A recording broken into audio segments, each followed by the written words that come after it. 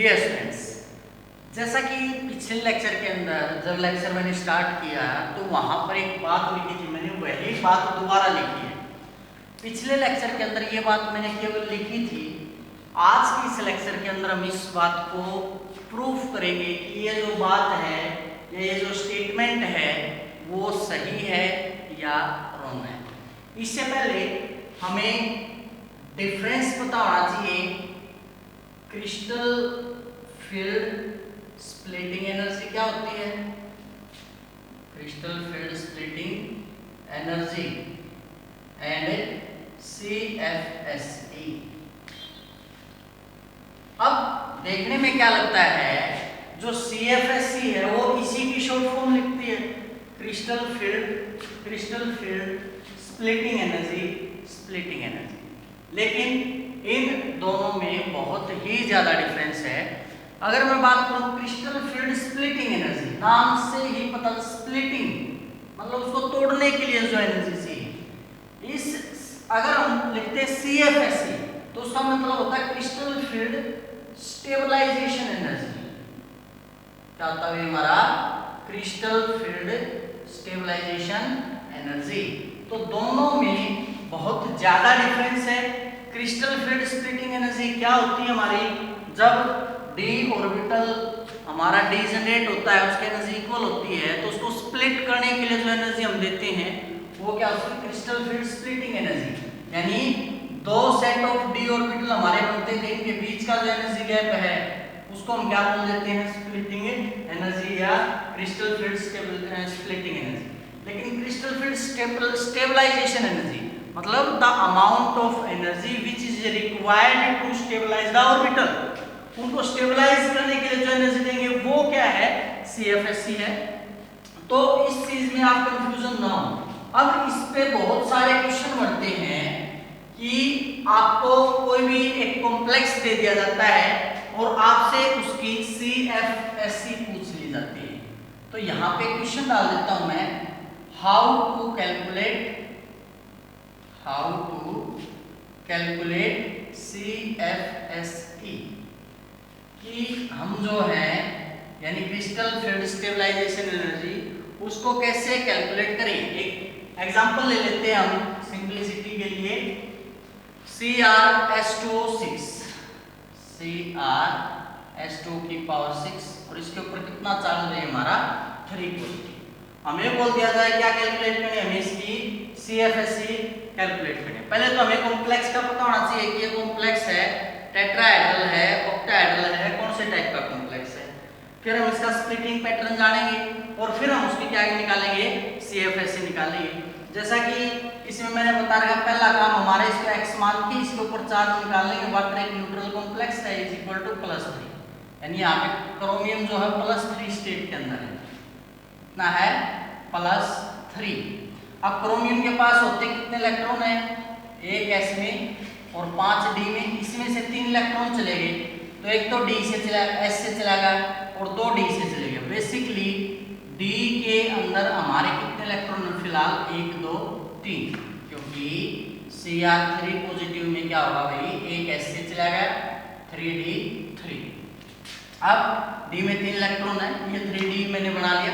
अब इसकी स्प्लिटिंग आपको पता होता है, ऑक्टाहेड्रल कॉम्प्लेक्स हमारा ये कैसे होगी, याद कीजिए, ऊपर 2 ऑर्बिटल नीचे 3 ऑर्बिटल। ये क्या था हमारा dx² - y², ये क्या हमारा dz², ये क्या भाई dxy dyz dxz। ठीक है, अब 3 इलेक्ट्रॉन है तो पहले लोअर को ऑक्यूपाई करेंगे, अगर वो ज्यादा होते तो डिपेंड करता है नीचे पेयर होंगे या ऊपर जाएंगे। अब नीचे वाले की एनर्जी हमने पढ़ी थी, इसकी क्या थी -0.4 डेल्टा। अब ये एक ऑर्बिटल के लिए, अब 3 ऑर्बिटल में 3 इलेक्ट्रॉन है, एक इलेक्ट्रॉन के लिए दिखा दिया, तो इसको मैं क्या करूंगा -0.4 डेल्टा और मल्टीप्लाई कर दूंगा किससे, 3 से, तो कितनी एनर्जी आ गई हमारी -1.2 डेल्टा O। ये क्या है हमारी CFSE। अब यहां से एक बात आ रही है कि इस केस में स्टेबिलिटी कैसे बढ़ती है, हाउ स्टेबिलिटी इंक्रीजेस और दूसरी स्टेटमेंट में क्या बोल सकता हूँ कि CFSE के द्वारा हम कैसे बता सकते हैं कि कौन कॉम्प्लेक्स ज्यादा स्टेबल और कौन कॉम्प्लेक्स कम स्टेबल है। जैसे इसमें दूसरा क्वेश्चन कैसे बन सकता है, यहाँ पर एक कॉम्प्लेक्स दे दिया और मैं आपको एक कॉम्प्लेक्स और दे देगा यहाँ पे और पूछ लेगा बताओ भाई इनमें से सबसे ज्यादा स्टेबिलिटी कौन से कॉम्प्लेक्स की है, कौन सा कॉम्प्लेक्स जो है वो ज्यादा स्टेबल है। तो उसके लिए पहले हमें क्या करना पड़ेगा, उसकी crystal field stabilization energy calculate करनी पड़ेगी। ठीक है, अब जैसे एनर्जी डिक्रीज करती है, इसका आंसर क्या होगा भाई, स्टेबिलिटी इंक्रीज कैसे करती है, एनर्जी डिक्रीजेस स्टेबिलिटी इंक्रीजेस। अब सपोज करो यहाँ पर कॉम्प्लेक्स दे देता, एक ये कॉम्प्लेक्स दे दिया और एक दे देगा MnS2 की पावर 6 3 पॉजिटिव। क्लियर है, तो होगा क्या, यहाँ पर मैंगनीज के आउटर में 4 इलेक्ट्रॉन है, तो 3 यहाँ पे ऊपर चला जाएगा। मैं इसकी स्प्लिटिंग डायरेक्ट दिखा लेता हूँ क्योंकि इतना बेसिक मैं आपको पहले बता चुका हूँ भैया, आप इजीली जो इसको कर सकते हो। 3 इलेक्ट्रॉन यहाँ पे और ये जो है आइसक्रीम कॉम्प्लेक्स बनाएगा 4 है, ये नीचे वाला -0.4 मल्टीप्लाई बाई 3 प्लस ऊपर वाला 1.2 मल्टीप्लाई बाई 0.6 प्लस का मल्टीप्लाई बाई 1, तो इसकी एनर्जी कितनी आ गई हमारी माइनस का 0.6 डेल्टा। अब इसकी एनर्जी कितनी है -1.2 डेल्टा, इसकी एनर्जी कितनी -0.6 डेल्टा। अब स्टेबिलिटी किसकी बढ़ेगी, इसकी एनर्जी ज्यादा डिक्रीज होगी। अब इसकी एनर्जी ज्यादा डिक्रीज है या इसकी एनर्जी ज्यादा डिक्रीज, आप उन दोनों को कंपेयर कर सकते हो।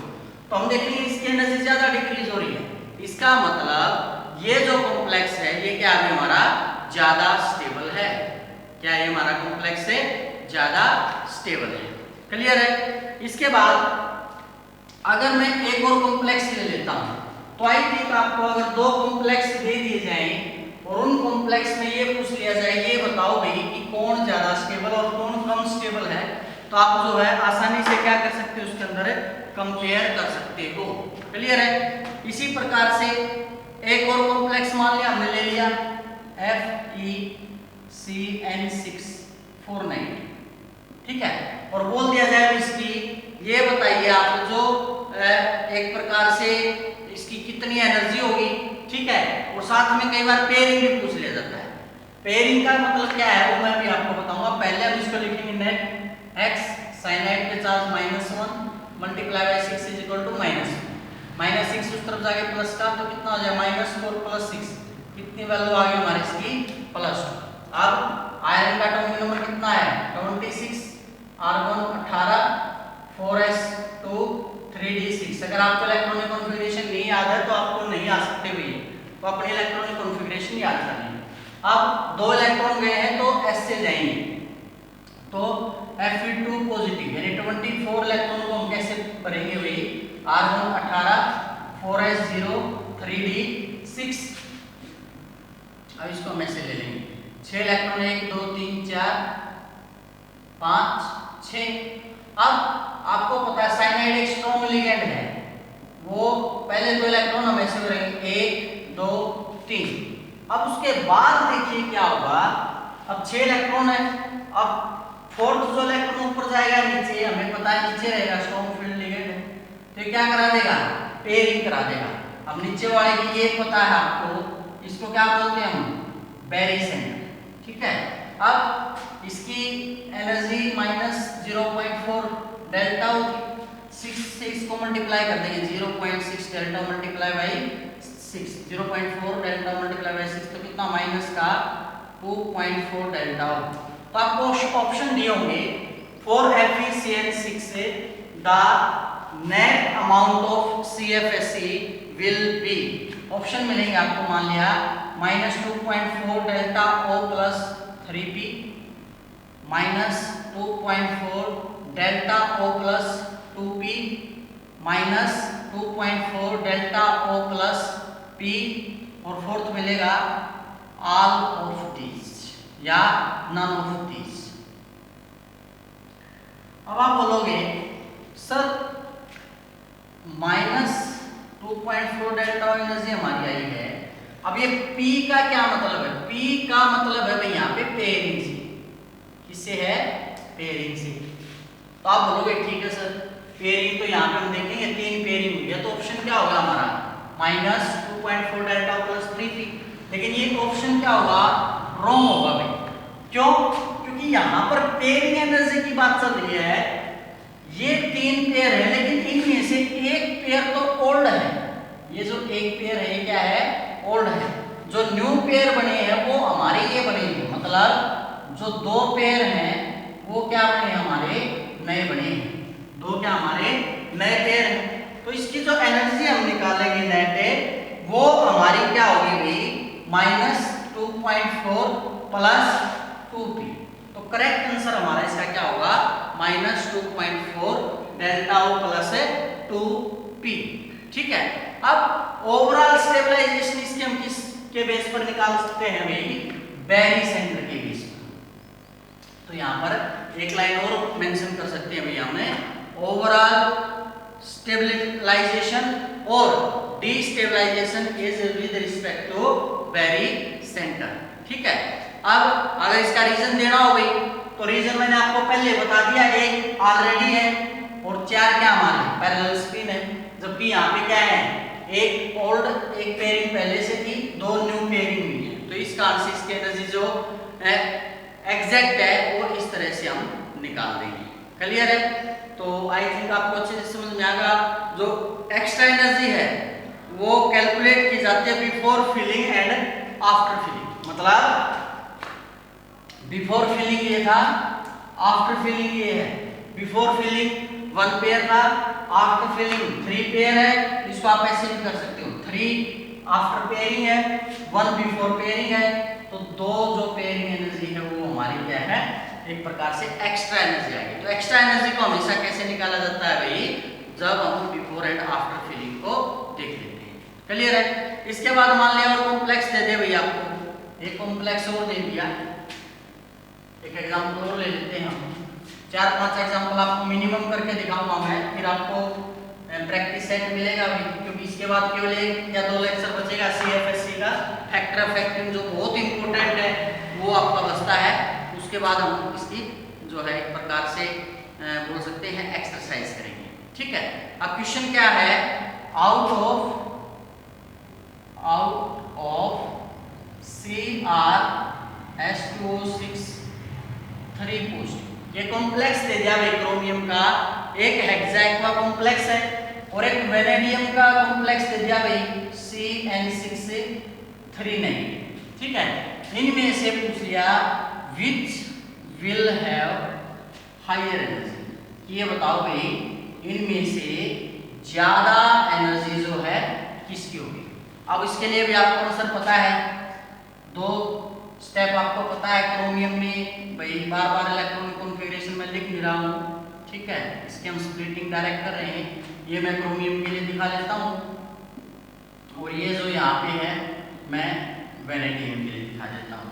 क्रोमियम में +3 है भाई, तो इसके अंदर कितने इलेक्ट्रॉन होंगे हमारे, 3 इलेक्ट्रॉन होंगे। ठीक है।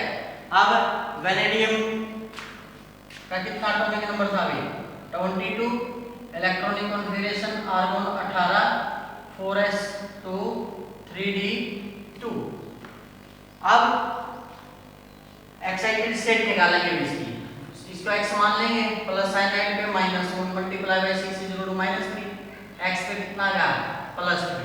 तो यहाँ पे d में कितना इलेक्ट्रॉन बचेगा अभी, वेनेडियम के पास में 1 इलेक्ट्रॉन बचेगा। कितना बचेगा, 1 इलेक्ट्रॉन बचेगा। अब इसमें 3 है और इसके 1 इलेक्ट्रॉन है। इसके लिए एनर्जी आपको पता है कितनी होगी, -0.4 मल्टीप्लाई बाय 3 -1.2 डेल्टा। इसके लिए कितने, -0.4 मल्टीप्लाई बाय 1, क्योंकि 1 इलेक्ट्रॉन बचा है ना इसके पास। +3 में क्या होगा, अब 4 इसके पास से 3 चले गए तो 2 ऐसे 1 डी से डी में 1 बचा, तो कितना आया -0.4 डेल्टा। अब कई बार क्या करता है वो डेल्टा ओ की भी वैल्यू आपको प्रोवाइड कर देता है।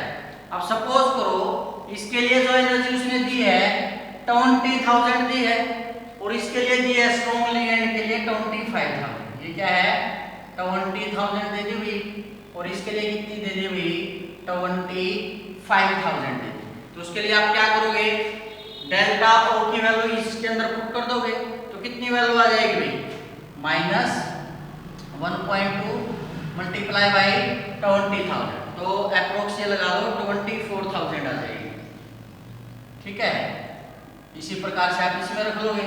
इसमें कितनी आ गई हमारी, माइनस 0.4 को डेल्टा ओ की वैल्यू 25,000 से हम इसको मल्टीप्लाई कर देंगे। ठीक है, तो होगा क्या भाई, यहाँ पर बेसिकली जो एनर्जी है किस केस में ज्यादा आ रही है, इस केस में ये माइनस 24,000 है, इसको हम मल्टीप्लाई करेंगे लगभग ये लगा लिया माइनस 10,000 आ जाएगी। तो ये हायर एनर्जी नहीं है, हायर एनर्जी ये है। क्यों? क्योंकि ये नेगेटिव में है भाई, ये एनर्जी फर्दर डिक्रीज हो रही है, यानी स्टेबिलिटी इसकी ज्यादा है, एनर्जी कम स्टेबिलिटी ज्यादा। इसकी एनर्जी ज्यादा है लेकिन इसके रिस्पेक्ट में स्टेबिलिटी क्या है, कम है। तो इस प्रकार से आप जो है भाई इनके लिए एनर्जी निकाल सकते हो। ठीक है, इसी प्रकार से इनके अलावा भाई और भी आप जितने चाहे कॉम्प्लेक्स ले सकते हो। ठीक है, एक और अगर मैं आपको बता देता हूँ, FeS2O की पावर 6 3 पॉजिटिव, FeS2O की पावर 6 3 पॉजिटिव। आई थिंक आप इसको भी इजीली कर लोगे, क्योंकि क्रोमियम के लिए मैंने बता दिया है, आयरन के लिए भी आप निकाल लोगे। तो आपको मेरे को बताना भाई नेट जो एनर्जी है इसकी क्या है। मैं आपको ऑप्शन दे देता हूँ, 0.4 delta O plus 0p, second 0.4 delta O plus 1p, third minus क्या है, minus 1.6 delta O plus 0p, और फोर्थ है नन ऑफ दीज। तो आपको भाई कमेंट करके बतानी है इसमें जो एग्जैक्ट है वो कौन सा रहेगा। अगर इनमें से कोई भी नहीं है तो वो वैल्यू हमारी कितनी रहेगी। ठीक है, इसके बाद स्ट्रॉन्ग एंड वीक फील्ड क्या होते हैं वो मैं आपको बता चुका हूं पहले ही, कि जो स्ट्रॉन्ग फील्ड होते हैं वो इलेक्ट्रॉन की पेयरिंग करवा देते हैं, यानी वो लो स्पिन कॉम्प्लेक्स की फॉर्मेशन करते हैं। जो वीक होते हैं वो पेयरिंग नहीं करवा सकते, तो वो हाई स्पिन कॉम्प्लेक्स की फॉर्मेशन करते हैं। ठीक है, तो अब की बार है हम एक क्वेश्चन लेके चलेंगे, उस क्वेश्चन में क्या होगा, हमें एनर्जी गिवन होगी, उसके बेसिस पर हमें बताना होगा कि ये बताइए ये जो कॉम्प्लेक्स है हाई स्पिन बनेगा या लो स्पिन बनेगा। ठीक है, तो क्या लिखेंगे, prove that CrH2O power 6 3 positive is a high spin.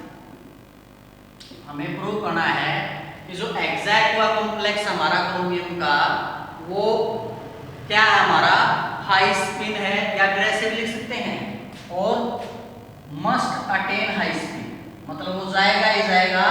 तो किस में जाएगा भाई, हाई स्पिन के अंदर जाएगा। ये बात हमें क्या करनी है, प्रूव करनी है। इसके लिए उन्होंने पेयरिंग एनर्जी दे रखी है भाई, मान लिया कुछ भी पेयरिंग एनर्जी उन्होंने XYZ कुछ भी दे सकते हैं, मैं एक वैल्यू मान लेता हूँ नॉर्मली, मान लिया 23,500 उसकी एनर्जी मान ली। ठीक है, उसके लिए जो प्रोपोर्शनल एनर्जी यानी डेल्टा ओ की जो वैल्यू है, ठीक है, वो हमारी कितनी है, 13,900। डेल्टा ओ की जो वैल्यू है ये क्या आ गई हमारी प्रोमोशनल एनर्जी की। अगर हमें इलेक्ट्रॉन को प्रमोट कराना है तो उसके लिए जो है हमें इतनी एनर्जी उसको प्रोवाइड करनी पड़ेगी। ठीक है, तो पहला काम तो आपको पता ही है क्या है, इसकी हम एक्साइटेड स्टेट लेकर के चलेंगे। ठीक है, अब क्रोमियम की इलेक्ट्रॉनिक कॉन्फ़िगरेशन 4s1 3d5 है। अब इसके अंदर क्या होगा भाई, हमारा जो कॉम्प्लेक्स हमारा गिवन है इसको मैं 3 पॉजिटिव की बजाय 2 पॉजिटिव ले लेता हूं। पहले हमने 3 पॉजिटिव कॉम्प्लेक्स ले लिया था, अब की बार हम 2 पॉजिटिव कॉम्प्लेक्स ले लेते हैं। तो 2 पॉजिटिव में क्या होगा, एक S से का एक D से का, तो क्या बन गया भाई हमारा 4s0 3d4। अब हमें ये नहीं पता ये जो D के अंदर 4 इलेक्ट्रॉन है भाई, ये लो स्पिन कॉम्प्लेक्स बनाएंगे।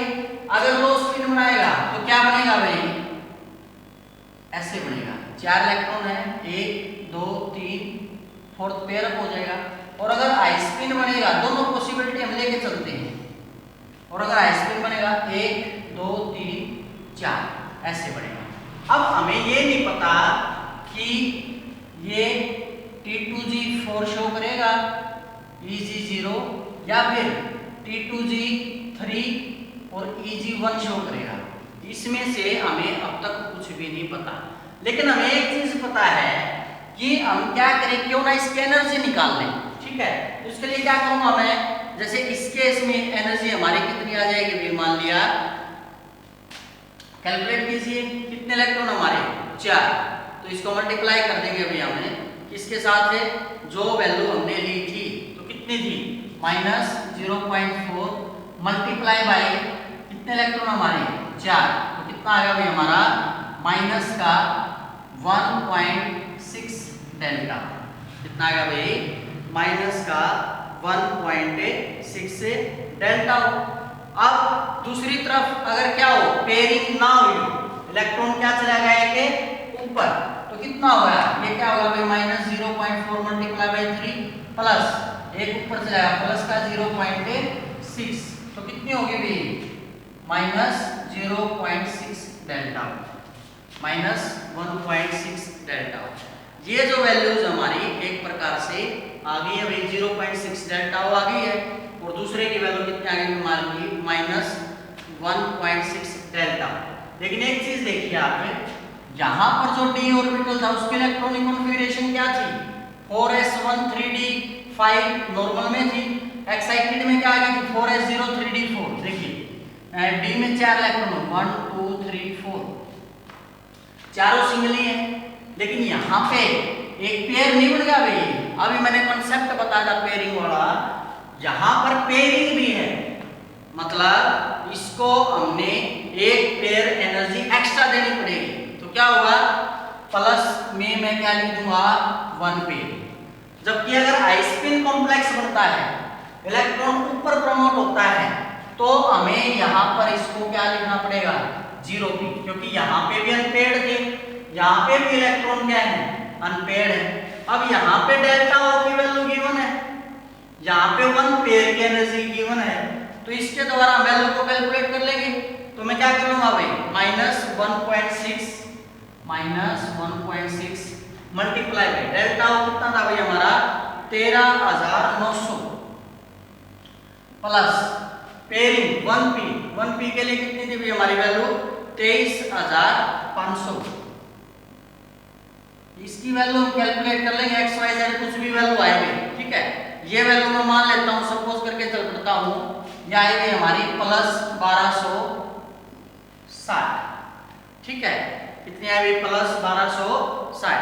फिर उस केस में एनर्जी निकालेंगे कितनी भाई, ये क्या हमारा -0.6 मल्टीप्लाई बाय डेल्टा O की वैल्यू कितनी है हमारी 13,900, क्योंकि 0 पेयरिंग है तो ये तो लिखने की जरूरत है नहीं। यहाँ पे तो क्या हुआ है, जो माइनस वाला प्लस ज्यादा है, इसके साथ जो मल्टीप्लाई माइनस वाला तो प्लस में वैल्यू आ गई। यहाँ पे एनर्जी जब निकालेंगे तो हमारी नेगेटिव में ही आएगी। अब सपोज कर लो भाई 13,900 से इसको मल्टीप्लाई किया है, तो ये लगा लो 0 0 6 निमा 54 6 दिए 18 और 5 से 23 और 23 6 2 8, लगभग माइनस में एनर्जी आ गई। अब आप ये सोचिए, ये कॉम्प्लेक्स की फॉर्मेशन फेवरेबल होगी या ये कॉम्प्लेक्स की फॉर्मेशन फेवरेबल होगी। मैंने आप स्पेशल क्वेश्चन लिखवाया था कि स्टेबिलिटी कैसे बढ़ती है, जैसे एनर्जी घटेगी वैसे स्टेबिलिटी बढ़ेगी। तो यहाँ के केस में एनर्जी हमारी क्या आ रही है पॉजिटिव, यहाँ के केस में एनर्जी हमारी क्या आ रही है नेगेटिव। नेट जो इंक्रीज एनर्जी का वो इस केस में है, सॉरी डिक्रीज ऑफ एनर्जी का इस केस में है, यहाँ पे तो इंक्रीज हो रहा है। अगर एनर्जी इंक्रीज करे तो स्टेबिलिटी क्या करेगी डिक्रीज, लेकिन यहाँ पे एनर्जी डिक्रीज हो रही है मतलब स्टेबिलिटी क्या करेगी इंक्रीज। तो हो ना हो ये किसकी फॉर्मेशन करेगा भाई, हाई स्पिन कॉम्प्लेक्स को ही अटेन करेगा। तो आई थिंक भाई आपको ये बहुत अच्छे से क्लियर होगा। ठीक है, इसके बाद एक न्यूमेरिकल और लेते हैं हम भाई, ये क्वेश्चन ही चले हुए एक प्रकार से प्रैक्टिस भी लगा लो और क्वेश्चन कैसे पूछा जाता है एग्जाम के अंदर, वो दोनों बातें अभी यहाँ पे चली हुई। क्या लिखेंगे हम, पेयरिंग एनर्जी दे रखे भी मैंगनीज 3 पॉजिटिव। क्वेश्चन अभी हमारा pairing energy of manganese 3 positive is 28,000 centimeter inverse। कितनी एनर्जी दे रखी है मैंगनीज की? 28,000। अब हमें क्या कमेंट करना है? Comment on the complex regarding, हमें इस कॉम्प्लेक्स पर कमेंट करना है और हमें क्या क्या बताना है इसके अंदर। नंबर 1 हमें बताना उसका स्पिन नेचर क्या होगा। नंबर 2 हमें बतानी उसकी मल्टीप्लिसिटी, क्या बतानी है उसकी? मल्टीप्लिसिटी ऑफ एक्वा कॉम्प्लेक्स, कि जो एक्वा कॉम्प्लेक्स बनाएगा ये वाटर के साथ, एक्वा कॉम्प्लेक्स समझ गए होगा ना, जैसे मैंगनीज बनाएगा Mn2 की पावर 6 3 पॉजिटिव, ये कॉम्प्लेक्स।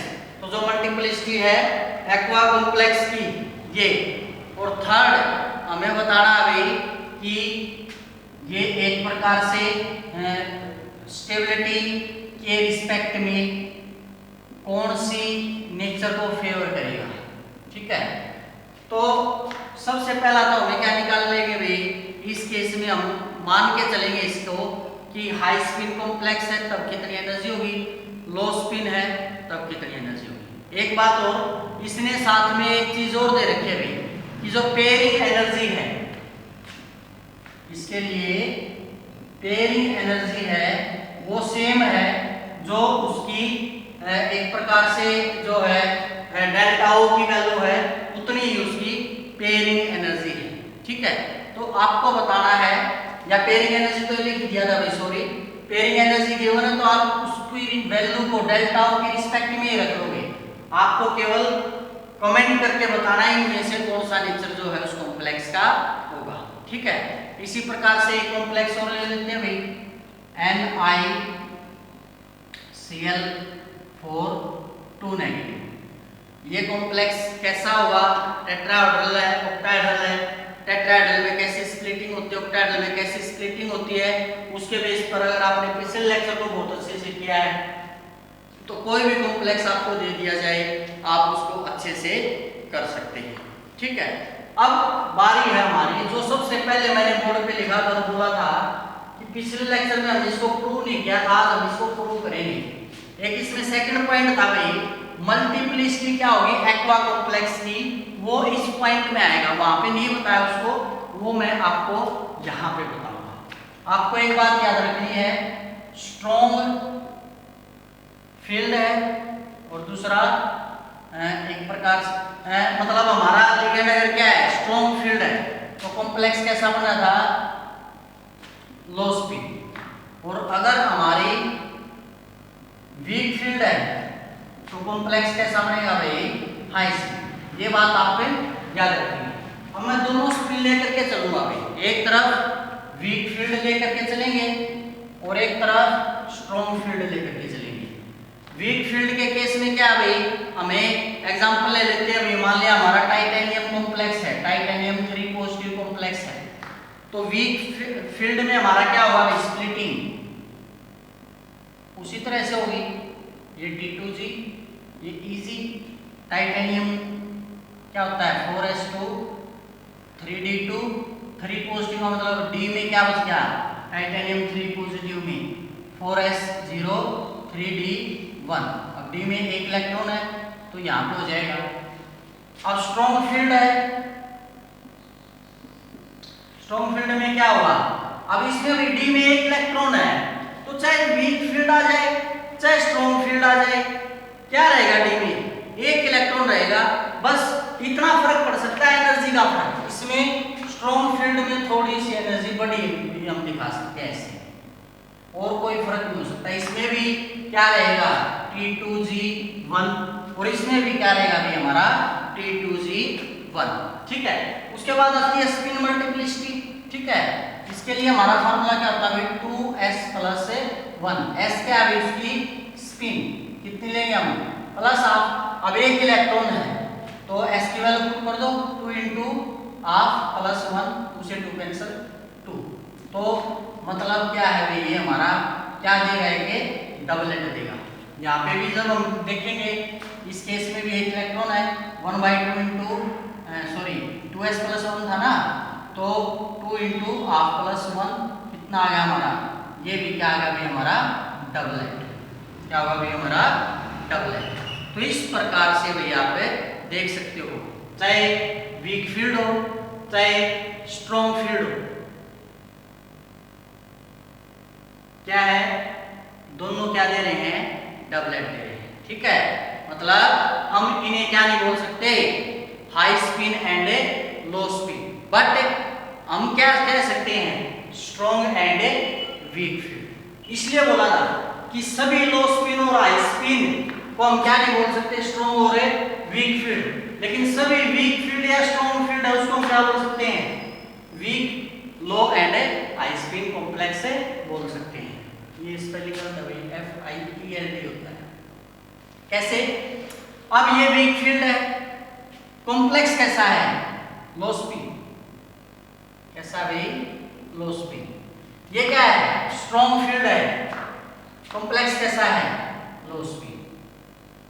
लेकिन वैसे नॉर्मली टीचर्स बता देते हैं कि वीक फील्ड होगा तो क्या देगा, हाई स्पिन देगा, और स्ट्रॉन्ग फील्ड होगा तो लो स्पिन देगा। लेकिन यहाँ पर ये बात गलत साबित हो रही है भाई, जो सारे के सारे लो स्पिन या हाई स्पिन है उसको हम स्ट्रॉन्ग या वीक फील्ड बोल सकते हैं।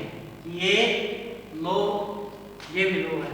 अब एक दूसरा एग्जांपल ले लीजिए, सपोज कीजिए डी में 8 इलेक्ट्रॉन है, वीक फील्ड में भी 8 है और स्ट्रॉन्ग फील्ड में भी 8 है। तो उस केस में देख लीजिए भैया, आप जब पेयरिंग कराएंगे 1 2 3 4 5 6 7 8 ऐसे हुआ। स्ट्रॉन्ग फील्ड में कैसे होगा, 1 2 3 4 5 6 7 8। अब देखिए क्या ये सेम नहीं हो गए, देखिए तो जितने भी लो स्पिन या स्पिन है उनको हम स्ट्रॉन्ग या वीक फील्ड बोल सकते हैं, लेकिन सभी वीक फील्ड स्ट्रॉन्ग फील्ड को कभी भी लो स्पिन हाई स्पिन नहीं बोल सकते। तो आई थिंक आपको भाई यहाँ से बहुत अच्छे से क्लियर हो गया होगा। ठीक है, अब हम एक टेबल बनाएंगे जिसमें हम शुरू से लेकर आखिर तक अगर आपको कोई भी कॉम्प्लेक्स दे दिया जाए, जैसे एग्जाम में आपको क्वेश्चन जो भाई कम टाइम में अटेम्प्ट करना होता है, तो वहां पर आप उसको कैसे कैलकुलेट करोगे। ठीक है, जैसे मैं ले लेता हूँ vanadium 3 positive base, scandium titanium vanadium. अब पहले क्या था भाई, एक तरफ मैं वीक फील्ड लिख लूंगा, क्या लिख लूंगा, वीक फील्ड, एक तरफ क्या लिख लेंगे भाई हमें, स्ट्रॉन्ग फील्ड। ठीक है, दूसरी तरफ अब सपोज करो भाई इलेक्ट्रॉनिक कॉन्फ़िगरेशन क्या है, D1, सारों के लिए लेके चलूंगा मैं D1 D2 D3 D4 और D5। ठीक है, दूसरी तरफ फिर से वीक फील्ड स्ट्रॉन्ग फील्ड, तो यहाँ पे 5 तक होगा ना, D6 D7 D8 D9 and D10।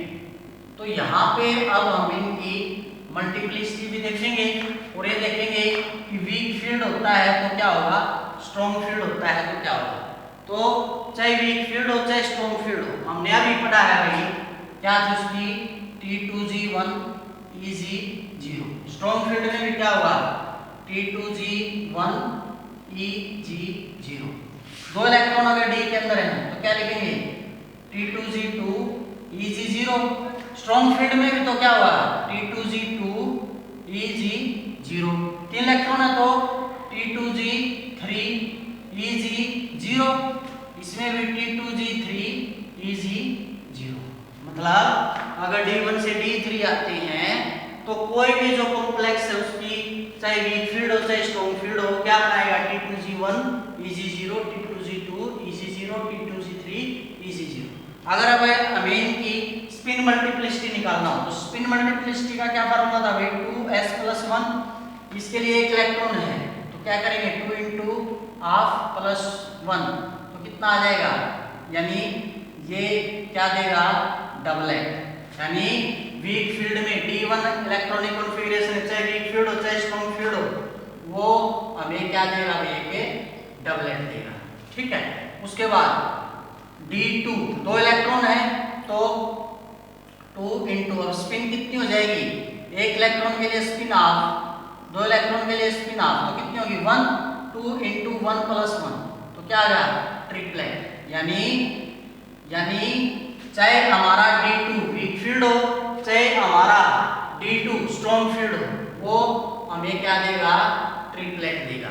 इसी प्रकार से D3 में अब 3 इलेक्ट्रॉन हो गए, तो एक और हाफ कर लो, इसको क्या है 1 × 1/2, तो यहाँ पे 2 × इसको 2 एकम 2 एक 3/2 + 1, 2 से 2 तो कितना आ गया 4।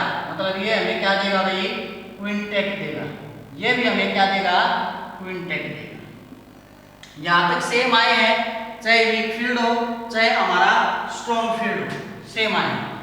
डिफरेंस आता है यहाँ से आगे। D4 में क्या हो जाएगा, T2G3 EG1, लेकिन स्ट्रॉन्ग फील्ड में ये नहीं होगा। स्ट्रॉन्ग फील्ड में क्या हो जाएगा, T2G4 हो जाएगा और EG क्या आ जाएगा 0।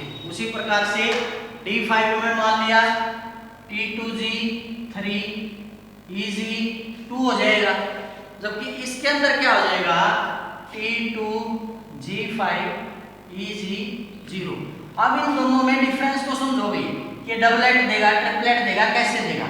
यहाँ पे तो क्या है, जैसे इसको देखो आप, कितने इलेक्ट्रॉन हो गए 4, तो 4 इलेक्ट्रॉन के लिए 2 × हाफ स्पिन, 4 के लिए 2 होगी +1, कितना हो गया 5। मतलब इसके लिए एक प्रकार से ये हमें क्या देगा भाई, क्या देगा, यहाँ पे भाई क्वार्टेट बोलते हैं, सॉरी 4 आई थे इसके स्पिन, इसको तो बोलते हैं क्वार्टेट, और 5 वाले को क्या बोलते हैं भाई, क्विंटेट। ये मिस्टेक से बोल दिया भाई मैंने, इसको ठीक कर लेंगे आप। यहाँ पे 4 आई थी तो क्वार्टेट, यहाँ पे 5 स्पिन आई इसकी तो क्विंटेट। लेकिन यहाँ पे स्पिन 5 नहीं आएगी भाई, अब क्यों, क्योंकि इसको जब हम फिल करेंगे T2G4 है 1 2 3 4, इसकी और इसकी स्पिन तो कैंसिल आउट हो गई, स्पिन केवल कितनी बची है, इसकी। तो 2 इलेक्ट्रॉन के लिए एक स्पिन होगी, 2 × 1 + 1 तो कितना आ गया, ये क्या देगा, ट्रिपलेट देगा। तो ऐसे बहुत ही इंपॉर्टेंट क्वेश्चन बनते हैं भाई इसके अंदर से। और इसको अब आप D5 D6 D7 D8 D9 D10 के लिए बना करके आप मेरे पास भी इसको व्हाट्सएप करेंगे जरूर से भी जरूर, ठीक है। अगर किसी के पास व्हाट्सएप नहीं, सॉरी टेलीग्राम करेंगे, ठीक है। अगर किसी के पास टेलीग्राम नंबर नहीं है तो नोट कर लेगा 9812189177। देखते हैं कितने स्टूडेंट्स ऐसे होंगे जो ट्रिपलेट और उसकी वीक फील्ड स्ट्रॉन्ग फील्ड के अंदर जो है एक प्रकार से इलेक्ट्रॉनिक कॉन्फ़िगरेशन को एक्सप्लेन कर पाएंगे। तो यहाँ से क्या निकल के आया भाई, all high spin and low spin can be labelled as weak field and strong field, but all weak and strong field can not be labelled as high and low field. तो इस थ्योरी ने भाई हमारे लिए क्या क्या explain कर दिया, मैग्नेटिक प्रॉपर्टी को एक्सप्लेन कर दिया, ज्योमेट्री को एक्सप्लेन कर दिया, ये बता कि कोई ऑर्बिटल ओवरलैप नहीं होती, कोई हाइब्रिडाइजेशन नहीं होती, कोई बॉन्डिंग नहीं होती।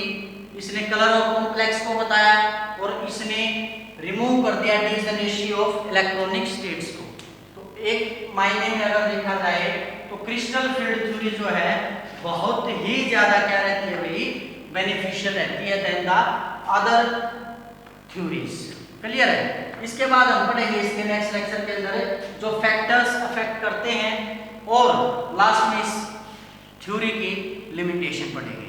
अगर आपको वीडियोस अच्छी लग रही है तो दूसरों तक भी पहुंचाएं, दूसरों को बोलें कोर्स ज्वाइन करने के लिए, ताकि जो एफर्ट हम आपके लिए लगा रहे हैं, जो मेहनत हम कर रहे हैं, उसका थोड़ा सा जो एक प्रकार से फ्रूटफुल बोल सकते हैं या इन बेनिफिट ऑफ इंस्टीट्यूट बोल सकते हैं वो भी हो। आज के लेक्चर में इतना ही। Thank you.